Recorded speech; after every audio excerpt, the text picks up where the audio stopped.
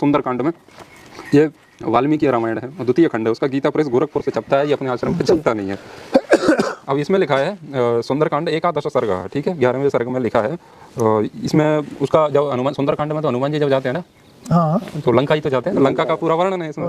तो इसमें लिखा हुआ है, जब देखो वह सीता नहीं है ऐसा निश्चय होने पर हनुमान जी का पुनः अंतःपुर में और उसकी पान भूमि में सीता का पता लगाना, उनके मन में धर्मलोप की आशंका और स्वतः उसका निवारण होना, ये उसका शीर्षक है, हेडिंग है। तो यहाँ पर देखो मैंने अभी पढ़ा था, इसमें वहाँ की जो स्थिति देख रहे हैं हनुमान जी, तो वो क्या कर रहे हैं, अतः अवश्य ही यहाँ यह सीता नहीं कोई दूसरी स्त्री है, ऐसा निश्चय करके वे कपि श्रेष्ठ सीता जी के दर्शन के लिए उत्सुक हो पुनः वहाँ की मधुशाला में विचरने लगे। मधुशाला तो समझते हो ना, बियरवार, लंका का बियरवार, वहाँ पर विचर रहे हैं। तो वहाँ कोई स्त्रियाँ क्रीड़ा करने से थकी हुई थीं, तो कोई गीत गाने से, क्रीडाकार तो समझते हैं, ठीक है, दूसरे नृत्य करके थक गई थी, और कितनी ही स्त्रियां अधिक मद्यपान करके अचेत हो रही थी। मद्य का सेवन स्त्रियां भी करती थी लंका में, कुछ ऐसी स्त्रियां भी चेयर्स कर रहे हैं, ठीक है, वो सब करने के रति क्रीड़ा के बाद और मद्यपान के बाद, मतलब मदिरा पी लिया उन्होंने और रति क्रिया भोग करके, रति क्रिया का इसमें आगे भी लिखा है, ठीक है। तो वो सब, अब ये क्या है, ये वैश्यालय नहीं है तो क्या है, ठीक है। इसका प्रमाण बहुत सी स्त्रियां ढोल मृदंग और चेलिका नामक वाद्यों पर अपने अंगों को टेक कर सो गई थी तथा दूसरी महिलाएं अच्छे अच्छे बिछौनों पर सोई हुई थी।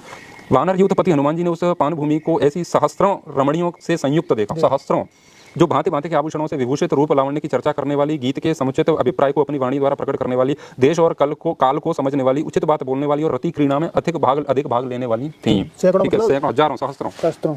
दूसरे स्थान पर भी उन्होंने ऐसी सहस्त्रों युवतियों को सोते देखा जो आपस में रूप सौंदर्य की चर्चा करती हुई लेट रही थी। वानर युद्धपति पवन कुमार ने ऐसी बहुत सी स्त्रियों को देखा जो देश काल को जानने वाली, उचित बात कहने वाली तथा रति क्रीड़ा के पश्चात गाढ़ निद्रा में सोई हुई थी। बताइए, गाढ़ निद्रा में सो रही है, मदिरापान बियर पी के, वो शराब जो भी है उसको पी करके रति क्रिया के बाद में।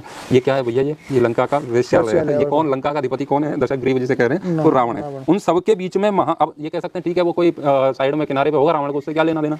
उसका अगला श्लोक है, वो कह रहा है, तासाम मध्य महाबाहु शुशुभे राक्षसेश्वरा, तासाम मध्य, ठीक है, इसका हिंदी में देखेंगे तो कहेंगे कि उन सबके बीच में महाबाहु राक्षस राज रावण विशाल गौशाला में श्रेष्ठ गौओं के बीच सोए हुए सांड की भांति शोभा पा रहा है। जैसे गौशाला में कोई बहुत सारी गायें हैं तो उसमें एक सुंदर सा सांड ऐसे शोभायमान होता है ना, ऐसे रावण उनके बीच में पड़ा हुआ उस सांड की भांति शोभायमान हो रहा है। तो जहाँ पर स्त्रियां मदिरापान कर रही हैं और थक गई हैं रति क्रिया कर करके, वहाँ पर मृदंग बज रहा है, जो कुछ भी है, जितना वैश्यालय में होता है, उसके बीच में रावण वहाँ बैठा, भाई क्या कर रहा है वहाँ, वेद पाठ कर रहा था क्या, है ना। वैश्यालय चकला चलाने वाला आदमी था वो, जिसके लिए इतना दर्द और पीड़ा होती है तथाकथित ब्राह्मणों को।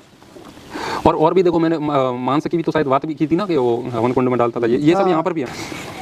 उस महाकाय राक्षस राज के भवन में कपि श्रेष्ठ हनुमान ने वह पान भूमि देखी जो संपूर्ण मनोवांछित भोगों से संपन्न थी। उस मधुशाला में अलग अलग मृगों, भैंसों और सुअरों के मांस रखे गए थे, अच्छा, जिन्हें हनुमान जी ने देखा, ठीक है। मांस भी है वहाँ पर, केवल मदिरा नहीं है। वानर सिंह हनुमान ने वहाँ सोने के बड़े बड़े पात्रों में मोर, मुर्गे, सुअर, गेंडा, स्याही, हरिण तथा मयूरों के मांस देखे जो दही और नमक मिलाकर रखे गए थे। मतलब शराब और कबाब सब था, तीनों चीज। ये रावण की लंका है, ठीक है, जिसको